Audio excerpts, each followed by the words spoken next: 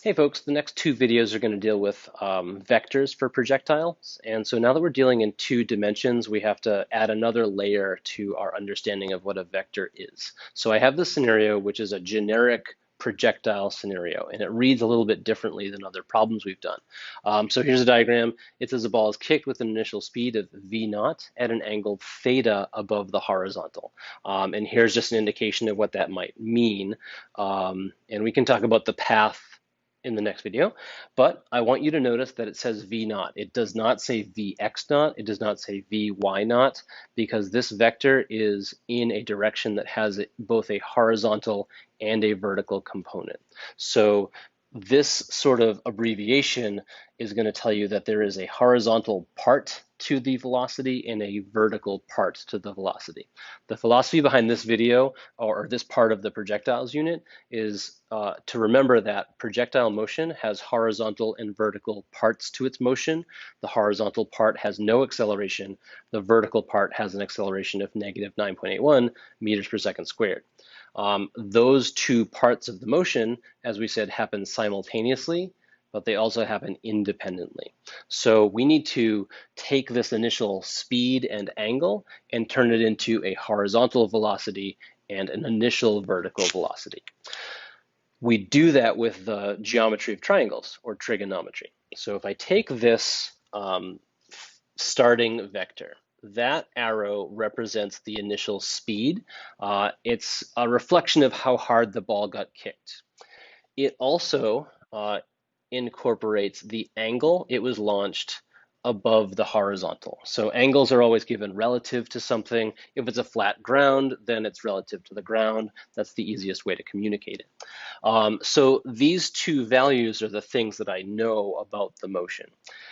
When you kick something at an angle, it moves forward and it also moves up into the air. So there's two components of motion. We have places in a triangle for those two components of motion. The base of the triangle, if I take this angled arrow and I turn it into a right triangle, I have the base of the triangle is horizontally oriented and the right edge of the triangle is vertically oriented. And so this base represents the initial x velocity, meaning the horizontal velocity of the projectile. And then this height of the triangle represents the initial vertical velocity.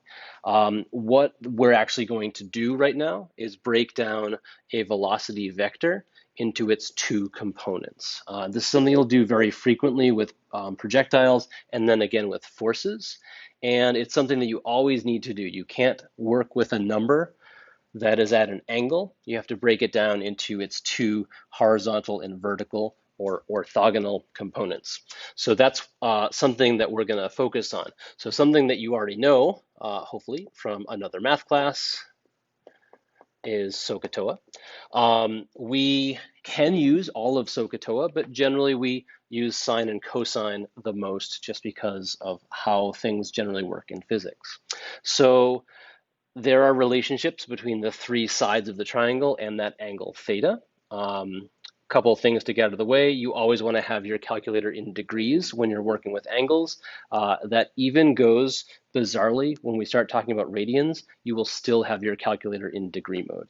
So to take this triangle and break it down into components, I want to recognize that here's the angle, this is the hypotenuse, this is the adjacent side, and this is the opposite side. So I will kind of leave it to you to use SOHCAHTOA how you're comfortable.